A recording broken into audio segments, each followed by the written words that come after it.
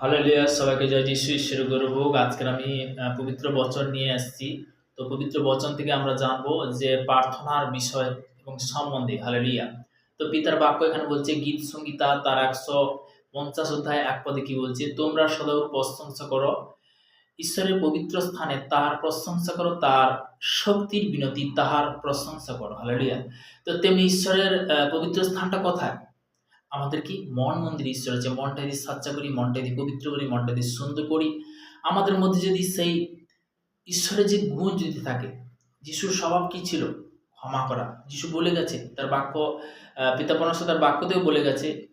তা যোহন sorry mark লিখিত সুসমাচার তার ১১ অধ্যায় ২৩ পদে, আর তোমরা যখন প্রার্থনা করিতে যাও, যদি কারোর বিরুদ্ধে কোনো কথা থাকে তাহাকে তুমি ক্ষমা করার জন্য সর্বস্ব পিতা তোমার অপরাধ সহ ক্ষমা করে। তো কখন ক্ষমা করবে? যখন বলতে কি তোমার মধ্যে সেই ঈশ্বরের গুণ যখন থাকবে।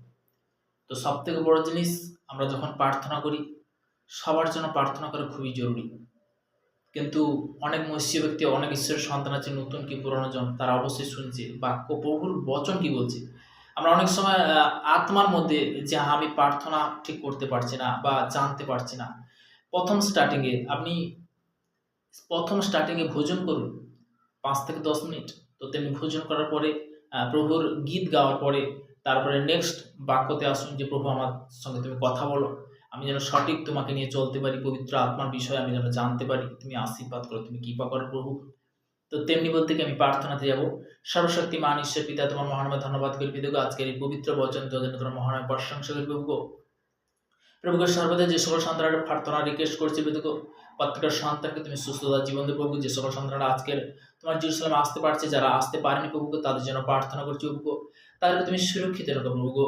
আজকের এই সুন্দর এই প্রার্থনার জন্য তোমার মহানামে ধন্যবাদ করি পিতাগো। এই প্রার্থনা আমাদের রাজাদের রাজা শ্রী মহান যীশু খ্রিস্টের নাম থেকে চাইলাম, আমেন আমেন। সবাইকে জয় যীশু।